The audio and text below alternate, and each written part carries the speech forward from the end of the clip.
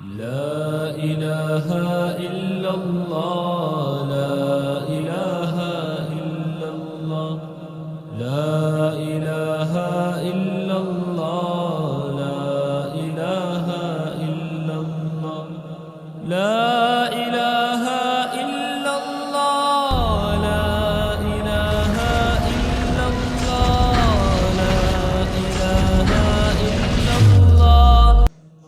أعوذ بالله من الشيطان الرجيم. بسم الله الرحمن الرحيم.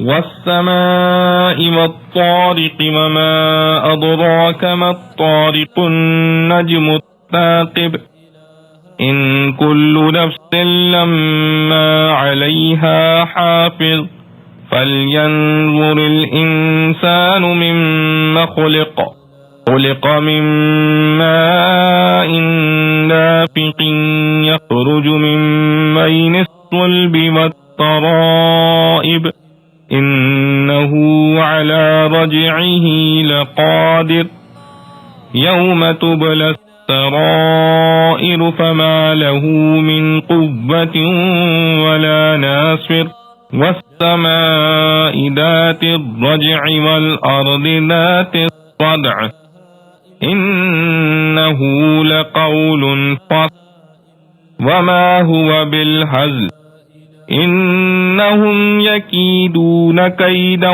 وأكيد كيدا فمهل الكافرين أمهلهم رويدا.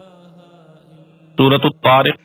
سورہ طارق مکہ میں نازل ہوئی اور اس کی 17 آیتیں ہیں. شروع اللہ کے نام سے جو بے حد مہربان نہایت رحم والا ہے. قسم ہے آسمان کی اور اندھیرے میں آنے والے کی. اور تو نے کیا سمجھا کیا ہے اندھیرے میں آنے والا؟ وہ تارا چمکتا ہوا، کوئی جی نہیں جس پر نہیں ایک نگہبان.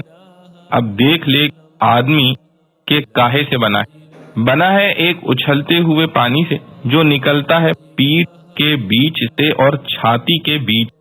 بے شک وہ اس کو پھیر لا سکتا ہے.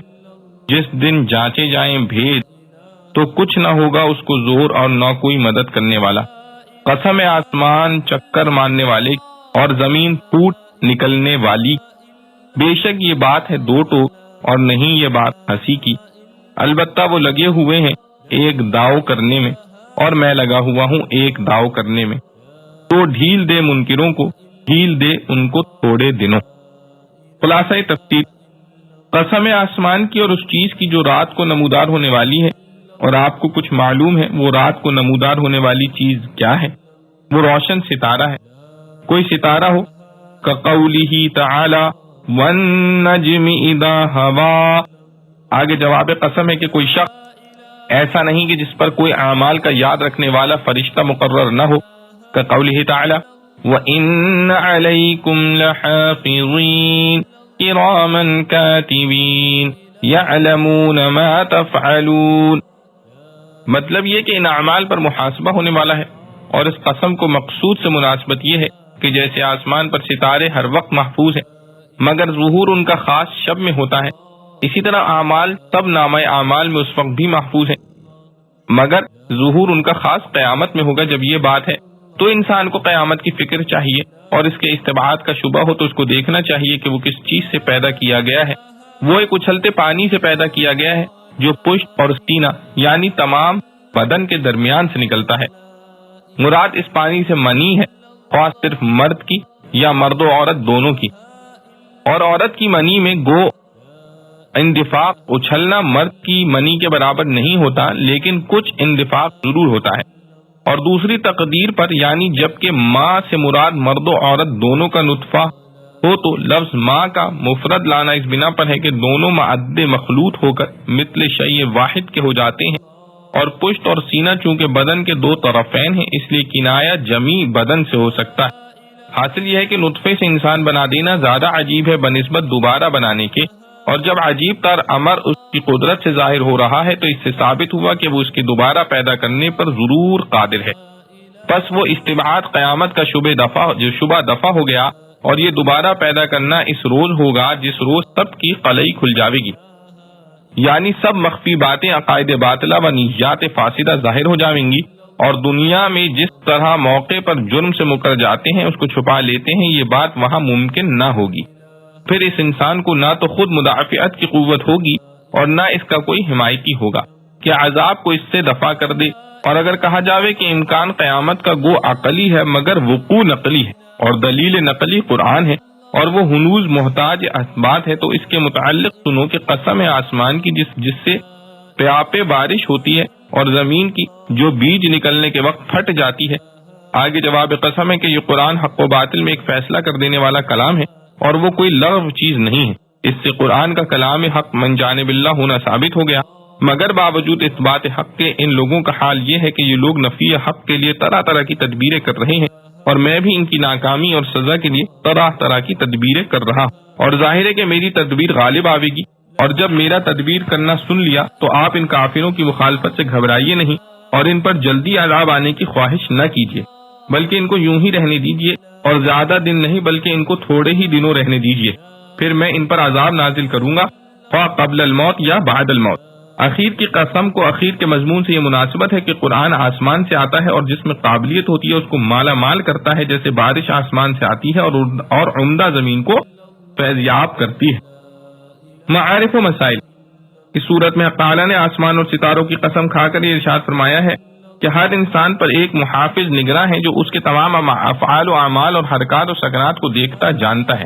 اس کا تقاضا عقلی یہ ہے کہ انسان اپنے انجام پر غور کرے کہ دنیا میں جو کچھ کر رہا ہے وہ اللہ کے یہاں محفوظ ہے، اور یہ محفوظ رکھنا حساب کے لیے ہے جو قیامت میں ہوگا، اس لیے کسی وقت آخرت اور قیامت کی فکر سے غافل نہ ہو۔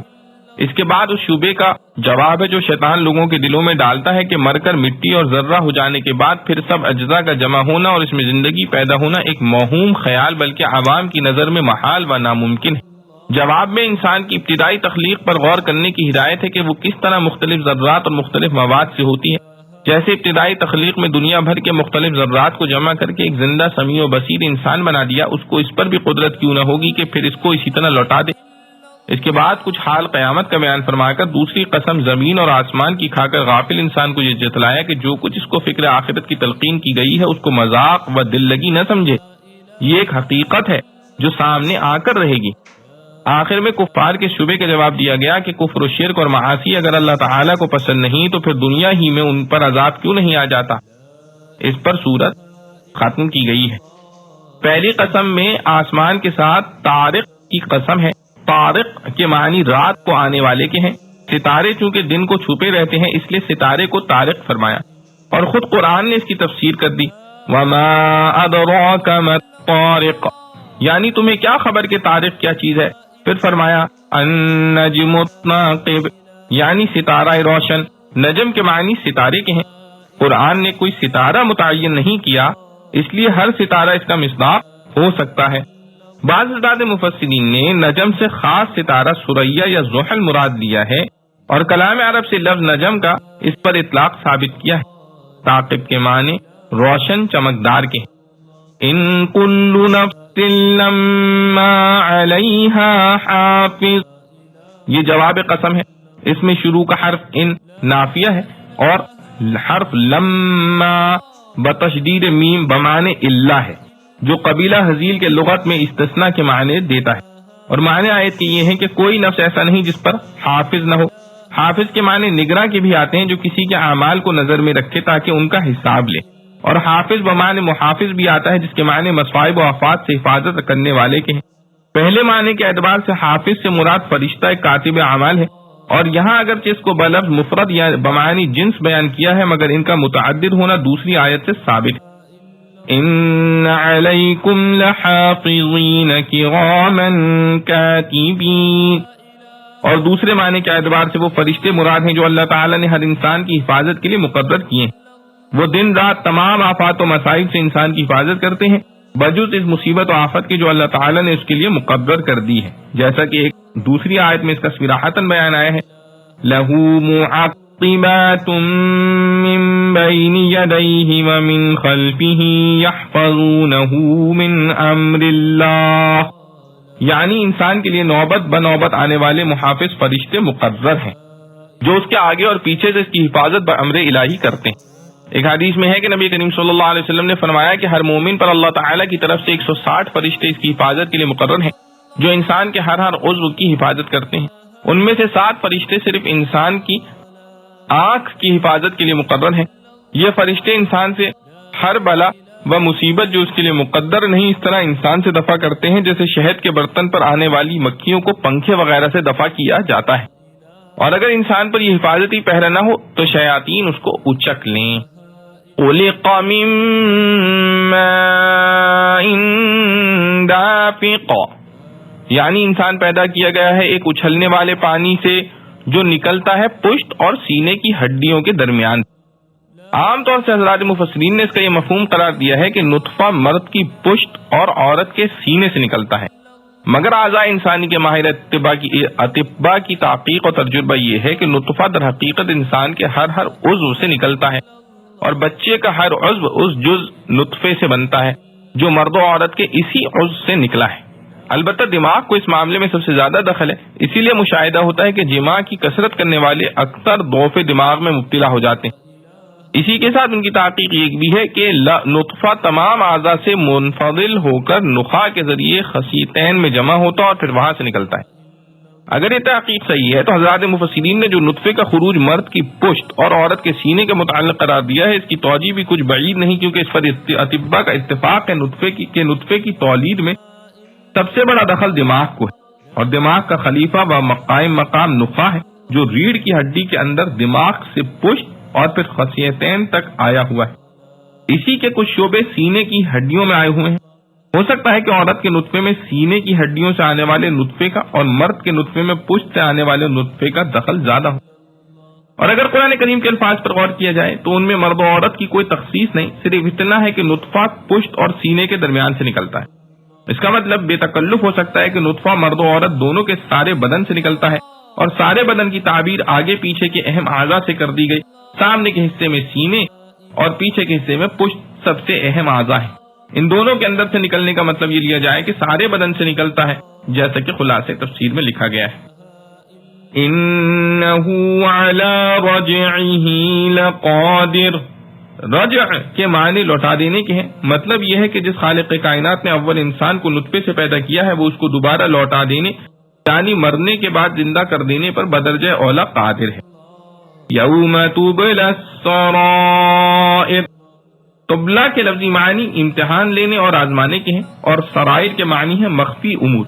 مطلب یہ ہے کہ قیامت کے روز انسان کے تمام عقائد و خیالات اور نیت و عزم جو دل میں پوشیدہ تھی دنیا میں اس کو کوئی نہ جانتا تھا، اسی طرح وہ اعمال و افعال جو اس نے چھپ کر کیے دنیا میں کسی کو ان کی خبر نہیں، محشر میں سب کا امتحان لیا جائے گا یعنی سب کو ظاہر کر دیا جائے گا. حضرت عبداللہ بن عمر رضی اللہ عنہ نے فرمایا کہ اللہ تعالی قیامت کے روز انسان کے ہر مخفی راز کو کھول دے گا.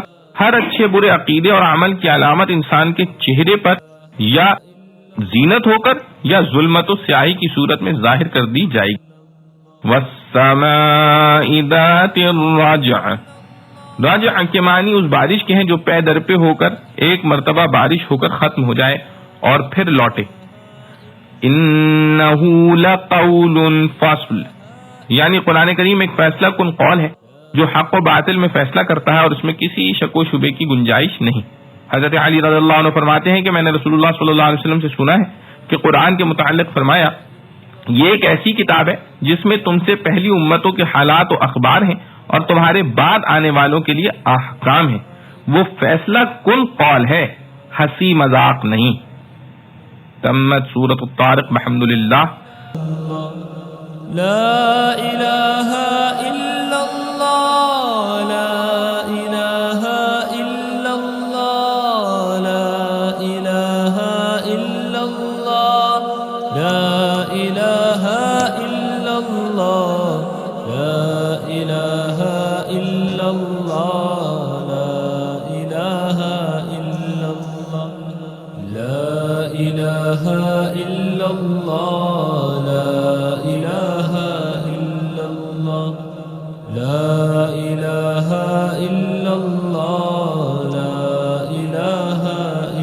اللہ، لا الہ الا اللہ، لا الہ الا اللہ، لا إله إلا الله لا إله إلا الله لا إله إلا الله لا إله إلا الله لا إله